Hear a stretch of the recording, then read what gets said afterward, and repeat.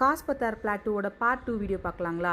இது வந்து யுனெஸ்கோவோட natural heritage centre. So இங்கே நம்மளோட வெஹிக்கிளில் போக முடியாது. ஒரு பாயிண்ட் வரைக்கும் நம்ம ஓன் வெஹிக்கிள் போனால் அங்கேருந்து நம்மளை வந்து அவங்களோட வெஹிக்கிளில் கூட்டிகிட்டு போயிட்டு 1, 2, 3, 4 அப்படின்னு 3-4 கேட்ஸ் இருக்குது.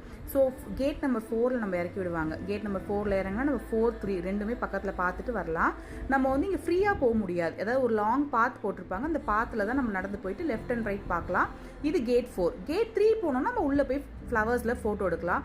ஃப்ளவர்ஸ்லாம் பார்க்க ரொம்ப அழகாக இருந்தது. இந்த இடத்த வந்து மகாராஷ்டிரா கவர்மெண்ட் வந்து நல்லா ப்ரிசர்வ் பண்ணி வந்து சேதப்படுத்தாமல் ஃப்ளவர்ஸை மட்டும் பார்க்கறதுக்காக, நேச்சரை என்ஜாய் பண்ணுறதுக்காக அப்படின்னே இந்த இடத்த ரொம்ப நல்லா வந்து மெயின்டைன் பண்ணி வச்சுருந்தாங்க.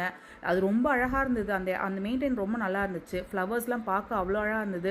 அடுத்தடுத்து நிறைய பார்ட்ஸ் இருக்குது. நான் நெக்ஸ்ட் வீடியோ எடுத்து நான் அப்லோட் பண்ணுறேன். அவ்வளோ சூப்பராக மிஸ் பண்ணாமல் பாருங்கள். ஏன்னா வந்து இந்த இடம்லாம் நம்ம ரேராக பார்க்க முடியாது. ரொம்ப